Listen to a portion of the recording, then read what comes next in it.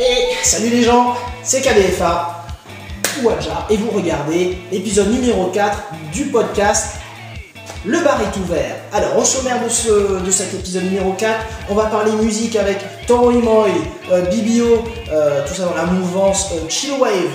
De quoi on va parler encore? On va parler de Ghost Poet, un artiste hip-hop anglais vraiment très intéressant. On va parler de quoi encore? On va parler du festival Jill Peterson. Oui, j'ai mes notes qui sont là. De Jill Peterson et son festival World Wild. De quoi d'autre encore? La question du jour très important, où là je vous demande votre contribution. Ça c'est pour la question du jour. Enfin, on va parler de quoi? On va parler aussi de nouvelles technologies et de binoussage. Nouvelles technologies avec la keynote bien entendu d'Apple, l'iPad, n'est-ce pas, les MacBooks. On va parler des conférences qui se sont terminées et qui sont en cours, des conférences concernant les nouvelles technologies aux States. De quoi on va parler encore? On va parler aussi de binoussage. Moi je dis ça, je dis rien. Voilà. Bon ben voilà, c'est à peu près tout pour le sommaire de cet épisode numéro 4. Moi je dis c'est parti. Allez, c'est parti. You put the beer in the coconut and drink it all up. You put the beer in the coconut and throw the can away. Stop. C'est quoi ce générique de merde? Qu'est-ce que c'est que ça? Je veux mon générique. Non mais oh, ça va bien là ou quoi? Allez, générique.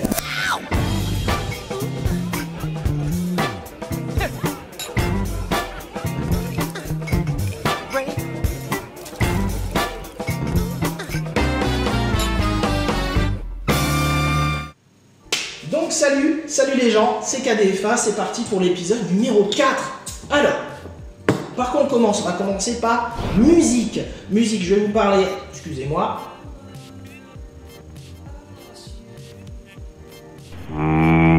Beer. Pas mauvais. J'entends des trucs, bref. Donc musique, Toro y Moi. C'est quoi? C'est un groupe américain. Alors là je vais vous parler de mes coups de cœur. Groupe américain qui fait une pop acidulée, vraiment c'est un régal. Donc Toro y Moi, c'est une mouvance que je voulais parler avec vous. Une mouvance, ça s'appelle le Chillwave, voilà, où en gros c'est le transgenre, où on mélange comme ça les genres. Alors à la base on va dire on part d'une base de pop, mais ensuite on met plein d'influences du genre 80s, des années 80, on va mettre aussi dedans du R&B, de la folk, du reggae, des notes d'électro, comme ça, on met tout ça dans un shaker et hop, on sert ça frais et ça donne la musique de Toro y Moi, c'est juste un régal. Donc cette mouvance Chillwave, qu'est-ce que je peux vous dire que là, pour la Chillwave justement, on n'est plus dans les mouvements qui dépendent comme ça de lieux géographiques, comme dans le temps, à savoir, je sais pas moi, Philadelphie, avec la soul de Philadelphie, la house de Détroit, la grunge de Seattle, j'en sais rien. Voilà, on n'est plus par rapport à des endroits géographiques. Là, cette Chillwave, avec un autre groupe qui s'appelle Bibio aussi, que je vous recommande, ce sont des mouvements musicaux qui naissent sur Internet. Et c'est en ça que ça devient intéressant. Il y a de moins en moins de mouvances qui naissent d'un lieu géographique, mais c'est Internet qui est comme ça le propulseur de ces mouvances. Donc Bibio, donc après Toro y Moi, Bibio, là c'est un anglais et puis un américain, et c'est le surnom d'un mec qui s'appelle Stephen Wilkinson. Stephen Wilkinson, il mélange aussi ces genres. Tout à l'heure on était avec une pop acidulée, un peu comme un sorbet citron. Voilà, sorbet citron. Oui, je fais comme ça des images. Sorbet citron. Là avec Bibio, on est plus sur alors sur quoi? Qu'est-ce que j'avais noté moi? Un puzzle, une notion de puzzle, mais oui, plein de petites pièces comme ça avec toutes ces influences.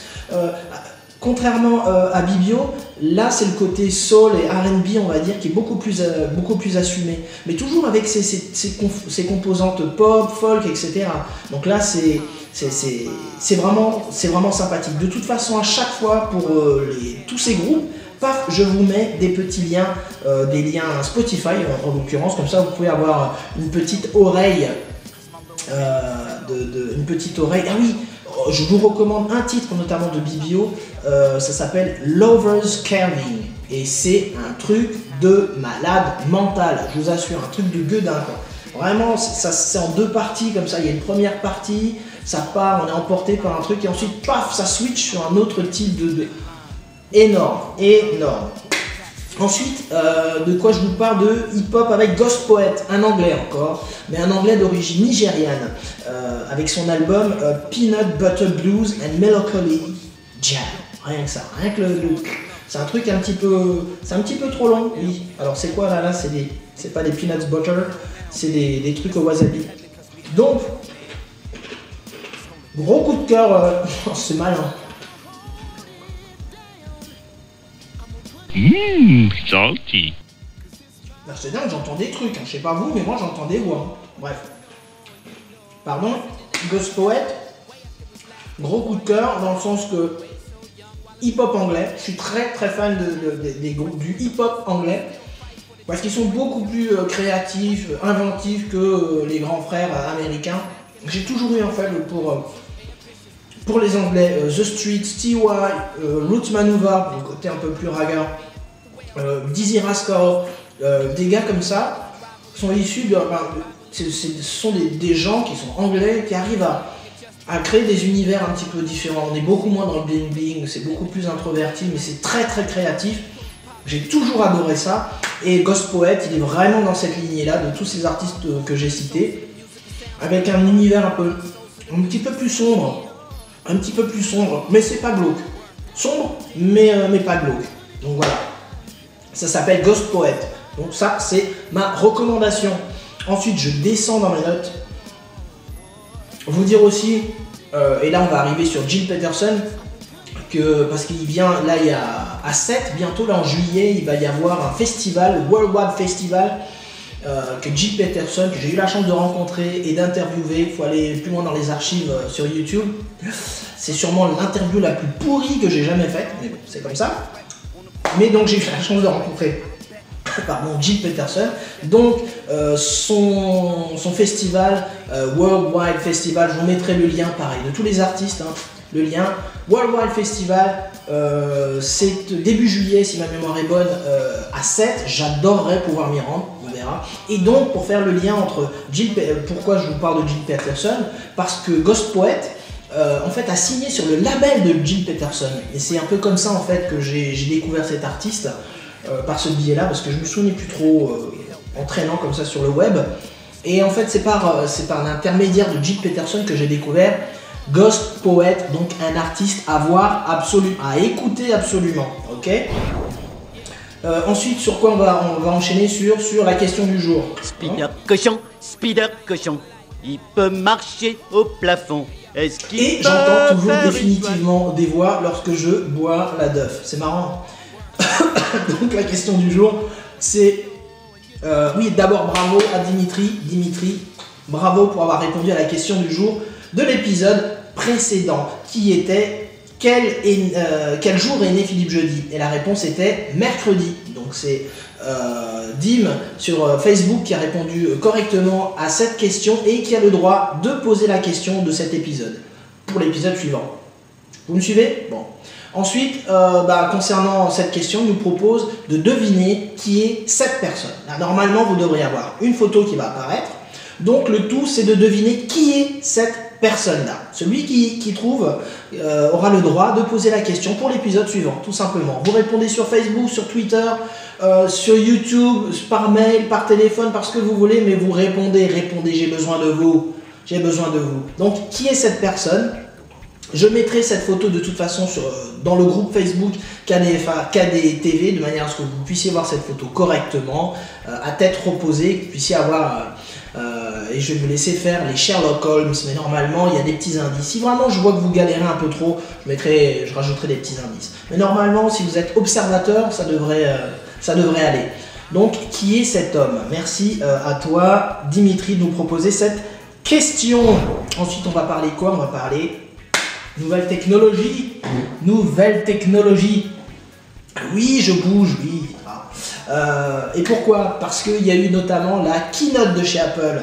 Ah oui, Apple, qui ont sorti là récemment l'Apple 2, lapsus révélateur, l'iPad 2, qui est plus, mieux, meilleur, en gros, je vais résumer, parce que bon, il est plus mieux, il est plus puissant, ah bon, il y a quand même un dual core dedans, enfin, il y a quoi d'autre encore? Il y a la possibilité, les possibilités graphiques qui sont augmentées, ça c'est bien.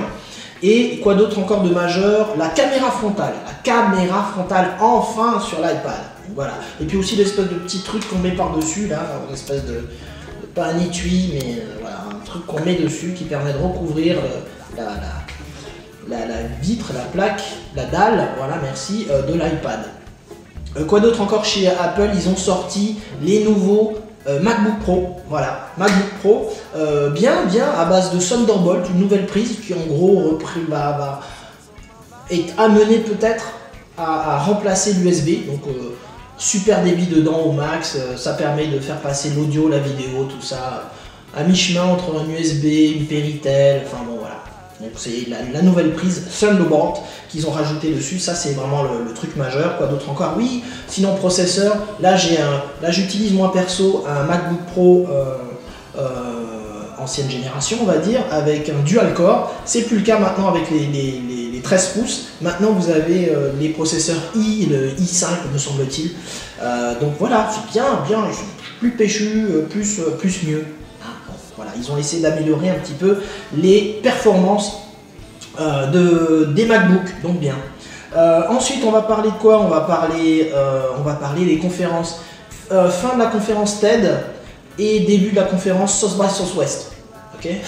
Alors TEDx, pour ceux qui ne connaissent pas TED, c'est Technology, Entertainment et Design. Donc voilà, ça regroupe les nouvelles technologies, le monde des nouvelles technologies, le monde du divertissement, le monde du design, avec des intervenants de très grande qualité, mais vraiment de tous bords. Le tout, c'est surtout de propager des idées, des gens qui ont des idées très intéressantes.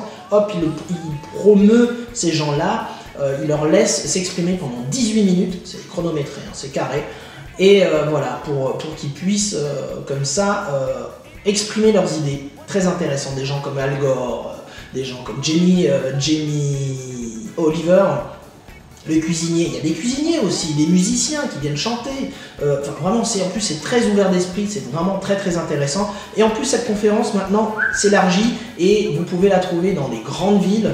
Cette fois-ci, c'est les TEDx. Il y en a eu une à Paris, il y en a eu une à Mulhouse. Hein, ouais, il faut être fier un peu. Donc à Mulhouse, au Pays Basque aussi, mais il y en a eu à Madagascar, à Antananarive, des TEDx Antananarive. Donc voilà, ça se démocratise comme ça, il y a un petit côté un peu franchise, mais bon, surtout c'est propager ses idées et ça se propage. Donc ça c'est très bien. Donc fin de la TEDx, je mettrai les liens, et début de South by Southwest, là ça se passe au Texas, me semble-t-il. C'est au Texas, hein, il me semble. Le surnom c'est SXSW, surnom, c'est le label, on va dire, pour cette conférence-là. Là, c'est plus axé sur les arts, on va dire. Enfin, il y a toujours cet esprit de nouvelles technologies, de technologies émergentes, mais dans le côté émergent, il n'y a pas que les technologies qui sont abordées, il y a aussi le monde des arts, donc la musique, les films. Donc, c'est un mélange tout ça, de tout cela avec les nouvelles technologies, les technologies émergentes, avec des startups, etc. Mais aussi un festival de musique où là, vous avez des groupes émergents. Donc ça part de l'indie, des groupes indés, des groupes qui en devenir. Donc un festival de musique et un festival de films, pareil, avec des réalisateurs en devenir. Donc c'est vraiment pour moi, c'est l'expérience ultime. Je rêverais de pouvoir y aller. Et ça débute là ça a débuté à partir du 11 et ça dure jusqu'au 20 mars 2011. Et vous avez la possibilité de télécharger 4,5 gigas de musique, ouais, de tous les participants musicaux de cette conférence. Il y a un torrent gratuit, légal. Si ça, c'est pas la classe. Donc si vous voulez découvrir plein de nouveaux sons, je vous mettrai le lien torrent de tous ces artistes du festival musical South by Southwest. Donc voilà, ensuite application mobile, oui, application mobile. Alors moi je tourne sous Android, ok. Mais sous l'iPhone, il y a un truc en ce moment, un truc de dingue. Et en plus c'est français, et en plus c'est alsacien, c'est touslescoiffeurs.net. Alors cette appli, elle déchire tout. C'est un truc, genre, tu prends ta photo, tu te prends en photo, pardon, et tu peux changer ta coiffure. Tu as une application qui te permet de te changer la coiffure. Et ensuite, eh ben, tu vas chercher ton coiffeur pour faire la coiffure que tu veux. C'est pas beau ça? Donc en gros,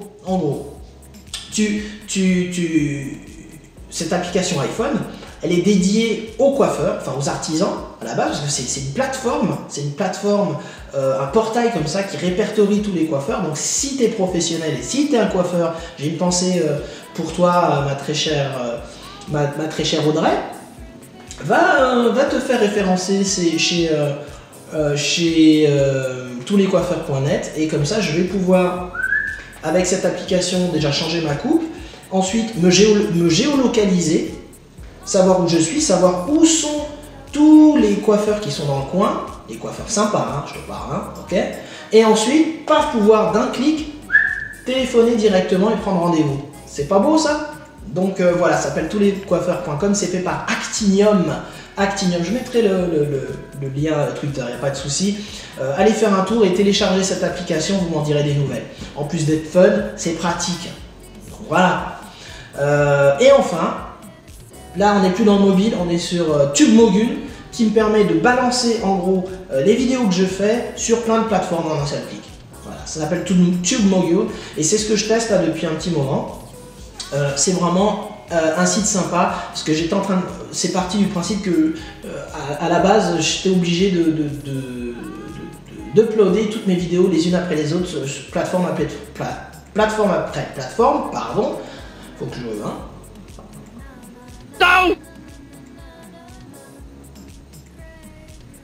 Bref, plateforme après plateforme, et ben là je fais ça en un seul clic, boum, ça en balance sur partout. Ça c'est top, c'est top. Hein. Ça balance sur YouTube, Dailymotion, Vimeo, Metacafé, Vidler, enfin sur moult. Donc j'ai déjà fait un test, normalement vous avez déjà dû voir, notamment sur mon compte YouTube, quelques vidéos que j'ai balancées comme ça en utilisant cet outil. Vraiment très très bien, parce que ça me permet d'éviter les outils en software, pardon, tel Courrier par exemple, qui permettait ça, mais le nombre de plateformes était restreint. Là avec TubeMogul, c'est sur Facebook, je peux balancer les vidéos directement sur Facebook aussi. Enfin, c'est vraiment top. Donc voilà, TubeMogul. Et enfin, on va terminer avec quoi? On va terminer avec ça, hein? Vous avez toujours pas reconnu? Si, je pense quand même. Là, il s'agit de la Duff Beer. Woo! Does whiskey count as beer? C'est quoi la Duff Beer? Duff Beer, c'est la bière de Homer Simpson, bien sûr, Springfield. Eh ouais, ben ils l'ont sorti pour de vrai, Ça s'appelle donc la Legendary Duff Beer. C'est une bière blonde, vraiment sympa, qui te fait entendre des voix de temps en temps. Enfin, moi je dis ça, je dis rien. Mais c'est la bière d'Homer, tout simplement. Et c'est des Allemands, c'est un monastère allemand. Comment il s'appelle déjà? Trop fort. C'est quoi? Ah zut, je suis en train de chercher en même temps mes notes. Monastère d'Eschwege, en Allemagne, qui l'a fait. Et à la base, c'est parti d'un délire, c'est Cisco de Guadeloupe, @Cisco sur Twitter, je mettrai les liens, n'ayez pas peur. Ciscoshow.com aussi sur son blog, et qui de là-bas, de Guadeloupe, m'a dit ce serait sympa si on pouvait avoir la Duff Beer dans le bar est ouvert, ce serait quand même sympa. Et donc c'est chose faite, donc Cisco, tu vois, je bois à ta santé.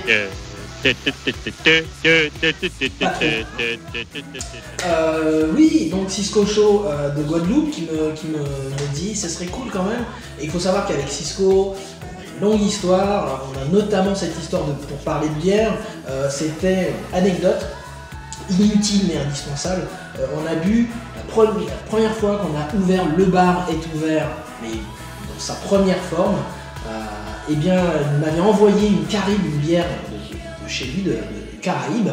La Caraïbe, il a envoyé à moi et à Bertrand aussi d'ailleurs, un petit coucou à toi. Et on a pu boire cette bière en même temps alors qu'on était à 3 lieux du monde différents. C'était juste un super délire. Donc c'est Cisco hein, qui a proposé d'amener cette bière dans Le Bar est Ouvert. Et c'est Dimitri, encore lui, qui m'a filé l'adresse où je pouvais la trouver. Parce qu'à côté de chez moi, il se trouve qu'il y a un endroit, c'est pas si évident que ça pour la retrouver. Et il se trouve qu'il y en a un pas très loin de chez moi qui distribue la Duff Beer. Bon, voilà, j'ai fait le plus vite que j'ai pu. C'est pas évident, mais on y est à peu près arrivé. Donc n'oubliez pas, là maintenant c'est la fin de l'épisode, ok. N'oubliez pas d'appuyer sur le bouton subscribe du compte YouTube, de me suivre sur Twitter @KDFA, de faire des commentaires sur mon blog kdfa.fr, d'aller sur Dailymotion, Vimeo, etc. Je suis plus que content quand je vois tous ces commentaires qui arrivent, tous ces petits mots gentils, ça m'encourage, je le dis à chaque fois, donc merci à vous tous. Et puis voilà, j'en ai terminé de cet épisode, l'épisode numéro 4. Qu'est-ce que je vais finir? Je vais finir avec non, je ne suis pas Steve Urkel, et vous regardiez Le Bar est Ouvert. Ciao, à la prochaine.